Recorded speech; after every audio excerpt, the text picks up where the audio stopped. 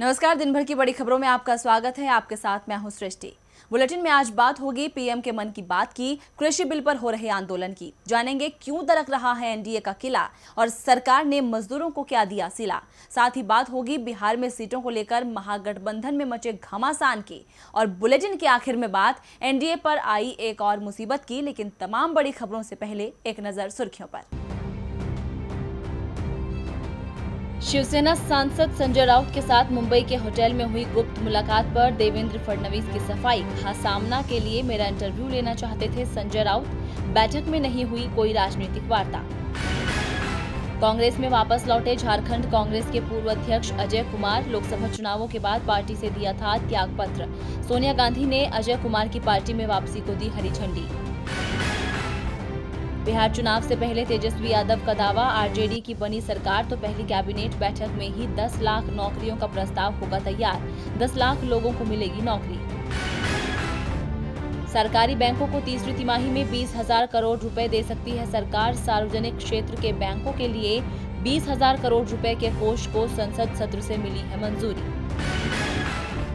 और आईपीएल में कल होगा मुंबई इंडियंस और रॉयल चैलेंजर्स बेंगलुरु का मुकाबला। दुबई के इंटरनेशनल क्रिकेट स्टेडियम में होगा मुकाबला। एक दूसरे से आगे निकलने की कोशिश में दोनों टीमें। सुर्खियों के बाद अब बात आज की सबसे बड़ी खबर की।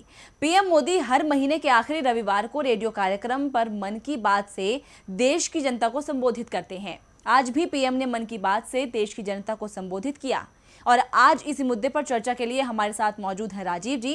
राजीव जी, स्वागत है आपका। लेकिन उससे पहले ये रिपोर्ट देखिए। प्रधानमंत्री नरेंद्र मोदी ने अपने मासिक रेडियो कार्यक्रम मन की बात में देश की जनता को संबोधित किया।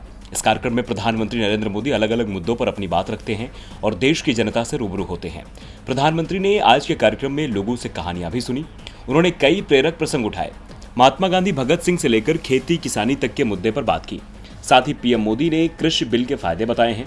पिछले महीने जहां मन की बात कार्यक्रम में प्रधानमंत्री ने लोकल के लिए वोकल बनने की अपील की थी और खिलौना निर्माण में भारतीय लोगों को आगे आने की अपील की थी, तो आज वहीं इस बार प्रधानमंत्री ने देश के लोगों से महामारी से बचने की अपील की है। इसी को लेकर कांग्रेस सांसद राहुल गांधी ने तंज कसा है। राहुल गांधी लगातार मोदी सरकार को घेर रहे हैं। आज पीएम मोदी की महामारी से बचने की बात पर भी राहुल गांधी ने कहा कि काश कोविड एक्सेस स्ट्रेटजी की ही मन की बात होती। आपको बता दें कि अपने ट्वीट के साथ राहुल ने एक खबर के स्क्रीनशॉट को शेयर किया है। दरअसल राहुल ने जिस खबर को साझा किया है उसमें कोरोना वैक्सीन निर्माता कंपनी सीरम इंस्टीट्यूट के सीईओ आदार पूनावाला ने सरकार से पूछा है कि क्या देश में सभी को वैक्सीन देने के लिए उसके पास अगले साल 80,000 करोड़ रुपए उपलब्ध होंगे। और इस ट्वीट में प्रधानमंत्री कार्यालय को भी टैग किया गया है। इतना ही नहीं, राहुल गांधी तो पीएम मोदी पर तंज कस रहे हैं, लेकिन पीएम के मन के बात के कार्यक्रम का असर इस बार भी कुछ खास नहीं दिखाई दे रहा है। मन की बात कार्यक्रम को जहां पिछली बार लाइक से ज्यादा डिसलाइक मिले थे, तो इस बार भी ट्विटर पर मन की बकवास ट्रेंड कर रहा है और लाइक्स से ज्यादा डिसलाइक मिल रहे हैं। तो साफ है कि पीएम मोदी की लोकप्रियता में भी कमी आ रही है और जनता काम चाहती है, बात नहीं। राजीव जी, पीएम मोदी ने आज अपने मन की बात और कल संयुक्त राष्ट्र महासभा में देश के मन की बात सामने रखी। लेकिन पीएम ने स्वास्थ्य मुसीबत में बिगड़ती देश की हालत और कृषि बिल पर अन्नदाताओं के विरोध पर कुछ नहीं बोला। वैक्सीन को लेकर दावे तो किए, लेकिन कब आएगी ये नहीं बताया। ऐसे में उनके मन की बात पर देश की जनता कितना भरोसा करे। जी सृष्टि, आज पीएम मोदी के मासिक कार्यक्रम को सुनकर ऐसा लगा कि इस कार्यक्रम का नाम मन की बात रखना बिल्कुल सही है। मोदी जी केवल मन की बात ही तो करते हैं और इस तरह करते हैं मानो उनके अलावा इस देश में कोई भी मायने नहीं रखता है। उन्हें न दूसरों की तकलीफें दिखाई देती हैं और न ही दूसरों का दर्द और आशंकाएं उन्हें दिखती हैं। मोदी जी अक्सर भारत को डिजिटल भारत बनाने की बात करते हैं और उनकी बातों को सुनकर ऐसा ही लग रहा है मानो हम वर्चुअल वर्ल्ड में ही जी रहे हैं, जहां कंप्यूटर की एक क्लिक से देश के किसान मजदूर सब खुशहाल हो जाएंगे और बैक स्पेस दबाते ही सारी दुख तकलीफें गायब हो जाएंगी।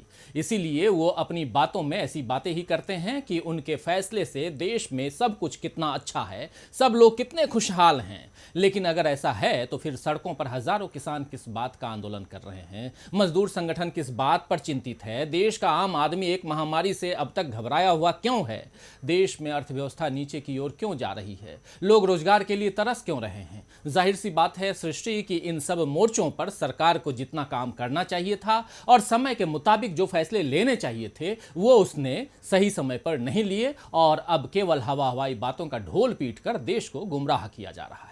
धन्यवाद राजीव जी। अब रुक करते हैं अगली खबर का। पीएम ने भले ही बिल को अन्नदाताओं का समर्थक बताया हो, लेकिन कृषक इसके विरोध में सड़कों पर हैं। उनकी सरकार से यही मांग है कि इस कानून को वापस लिया जाए, लेकिन सरकार है कि मानने को तैयार नहीं है।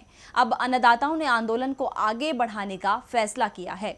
एक रिपोर्ट देखिए। हाल ही में संसद से पारित हुए कृषि बिल के खिलाफ देश के कई हिस्सों में अन्नदाताओं ने प्रदर्शन किया, जिसका सबसे ज्यादा असर बिहार, पंजाब, उत्तर प्रदेश और तमिलनाडु में देखने को मिला। पंजाब में कई जगहों पर अन्नदाताओं ने रेल रोको आंदोलन जारी रखा है। रेल रोको आंदोलन के कारण प्रदेश में ट्रेनों का आवागमन बाधित हो गया है। पंजाब में 24 सितंबर से ही रेल पटरियों पर किसान डटे हुए हैं। बता दें कि किसान मजदूर संगठनों ने रेल रोको आंदोलन का आह्वान किया था और 24 सितंबर से किसान रेल की पटरियों पर बैठ गए। रेल पटरियों पर बैठे इन अन्नदाताओं की मांग है कृषि विधेयकों को वापस लिया जाए। किसानों ने पंजाब में रेल रोको आंदोलन पहले 26 सितंबर तक जारी रखने का ऐलान किया था। उन्हें उम्मीद थी कि सरकार उनकी मांगें मान लेगी, लेकिन जब सरकार की ओर से ऐसा कोई इशारा नहीं मिला तो किसानों ने इसे 29 नवंबर तक के लिए बढ़ा दिया। सरकार के फैसले से अन्नदाता तो परेशान है ही, साथ ही राज्य में प्रदर्शन के कारण ट्रेन संचालन पर भी असर पड़ रहा है, लेकिन सरकार पर इसका कोई असर नहीं है। तो देखना होगा कि अब 29 सितंबर तक जारी रहने वाले इस प्रदर्शन से सरकार जागती है या नहीं। सरकार न कृषकों की सुन रही है, न विपक्ष की सुन रही है और न ही अपनों की। इसी का नतीजा है कि अकाली दल ने पहले सरकार से अलग होने का फैसला किया और अब एनडीए से। अकाली दल इस समय एनडीए का सबसे पुराना सहयोगी था। उसके एनडीए छोड़ने से एनडीए की बुनियाद दरकने लगी है। कृषि बिल पर सरकार चौतरफा घिरी हुई तो पहले से ही है, अब ये परेशानी और बढ़ रही है। भारतीय जनता पार्टी के जन्म से ही उसका सबसे भरोसेमंद सहयोगी शिरोमणि अकाली दल एनडीए से अलग हो चुका है। अब सियासी गलियारों में ये सवाल उठने लगा है कि क्या अटल बिहारी वाजपेयी और लाल कृष्ण आडवाणी ने जिस तरह से गठबंधन की नींव डालकर बीजेपी को केंद्र की सत्ता तक पहुंचाया था, पहले शिवसेना और अब अकाली दल के अलग होने से उसकी बुनियाद दरकने लगी है। क्योंकि शिवसेना और अकाली दल दोनों बीजेपी के सबसे पुराने और भरोसेमंद सहयोगी दल थे। गौर करने वाली बात यह है कि वाजपेयी युग में तमाम गैर कांग्रेसी दलों को एकजुट करके जो राष्ट्रीय जनतांत्रिक गठबंधन बना था, उसमें करीब 24 छोटे बड़े दल शामिल थे। उन 24 दलों में प्रमुख रूप से बीजेपी, शिरोमणि अकाली दल और शिवसेना शामिल थे। अकाली दल के अलग होने से पहले शिवसेना ने भी 2019 में एनडीए से नाता तोड़कर कांग्रेस, एनसीपी के साथ मिलकर सरकार बनाई। भले ही तत्कालीन बीजेपी अध्यक्ष अमित शाह ने शिवसेना से गठबंधन की कोशिश की, लेकिन नाकाम रहे। 2019 में महाराष्ट्र विधानसभा चुनाव के बाद शिवसेना ने मुख्यमंत्री पद पर अड़कर बीजेपी से नाता तोड़ लिया। अब कृषि विधेयकों का कानून बन जाने के बाद अकाली दल ने एनडीए का साथ छोड़ दिया।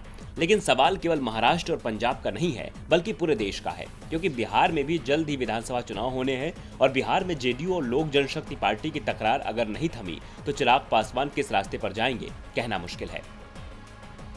कृषि कानून के अलावा एक और कानून सरकार ने संसद के मॉनसून सत्र से पास कराया था, जिसका विरोध देश का मजदूर वर्ग कर रहा है, और वो है श्रम कानून में बदलाव का।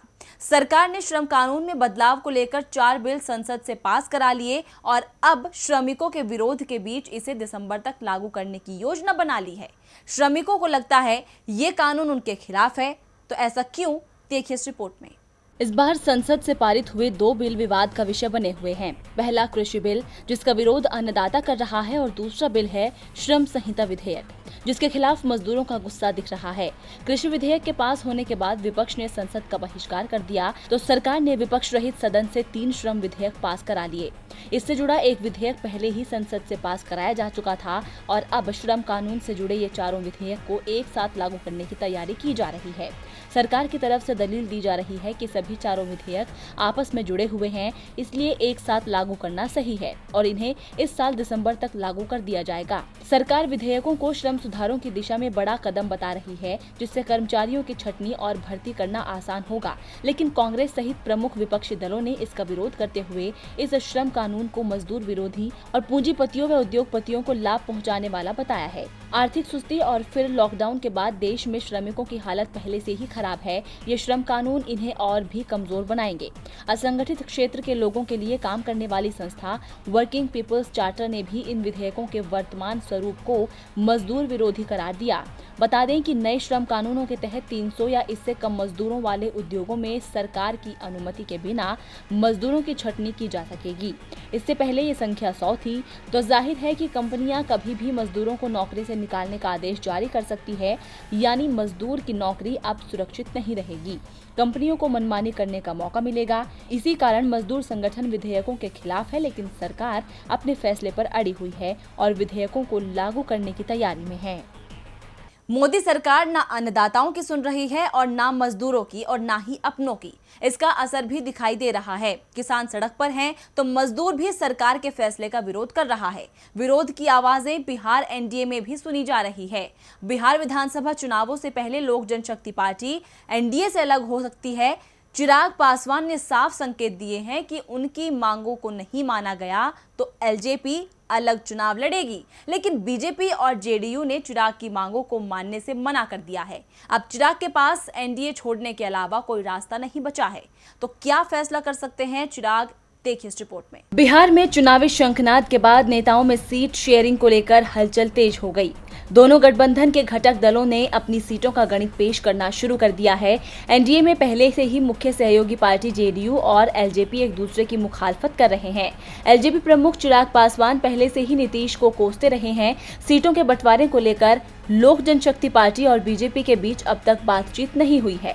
एलजेपी ने स्पष्ट तौर पर कहा है कि सीट बंटवारे पर बीजेपी से उसकी कोई बातचीत नहीं हुई है। अगर सम्मानजनक सीटें नहीं मिलती हैं तो एलजेपी अलग रास्ता भी अपना सकती है, यानी एनडीए गठबंधन टूट सकता है। अकाली दल के बाद बीजेपी की एक और पुरानी सहयोगी लोक जनशक्ति पार्टी अपना रास्ता अलग कर सकती है। बीजेपी और एलजेपी के पीछे सीट शेयरिंग को लेकर फंसी गाड़ी कुछ ऐसा ही संकेत दे रही है। एलजेपी पहले ही कह चुकी है कि वो 143 सीटों पर विधानसभा का चुनाव लड़ने की तैयारी कर रही है। अब देखना होगा कि बीजेपी चिराग की मांग मानती है या फिर चिराग एनडीए से अलग होने का ऐलान करते हैं। और बुलेटिन के आखिर में बात महागठबंधन में आई नई मुसीबत की। पहले से ही सीट शेयरिंग को लेकर महागठबंधन में हम नाता तोड़ चुकी है। आरएलएसपी ने भी महागठबंधन छोड़ने का फैसला कर लिया है। तो अब वीआईपी ने नया पेच फंसा दिया है, जिससे तेजस्वी मुश्किल में फंसते दिख रहे हैं। तो क्या मांग है वीआईपी की, देखिए हमारी ये रिपोर्ट। बिहार में नेताओं की अभिलाषाओं में इजाफा हो रहा है, जो सामने वाले घटक दल के लिए परेशानी का सबब बनता जा रहा है। जी हाँ, महागठबंधन में इस वक्त सीट शेयरिंग को लेकर घमासान मचा हुआ है। इसी मसले को लेकर सबसे पहले जीतन राम मांझी ने महागठबंधन से किनारा किया और इस समय उपेंद्र कुशवाहा भी आंख दिखा रहे हैं। कुशवाहा का महागठबंधन छोड़ना तय हो चुका है। इसकी अब औपचारिक घोषणा बाकी है और अब वीआईपी के राष्ट्रीय अध्यक्ष मुकेश सहनी ने तेजस्वी यादव समेत कांग्रेस के नेताओं से अपने लिए डिप्टी सीएम के पद की मांग सामने रख महागठबंधन की परेशानी को और बढ़ा दिया है। सीट शेयरिंग के मामले को लेकर दिल्ली में कांग्रेस नेता अहमद पटेल के अलावा पटना में तेजस्वी यादव से मुकेश सहनी ने मुलाकात की है। वीआईपी के राष्ट्रीय उपाध्यक्ष राजीव मिश्रा ने बताया कि सभी नेताओं से हमारे दल की बातचीत काफी सकारात्मक रही है।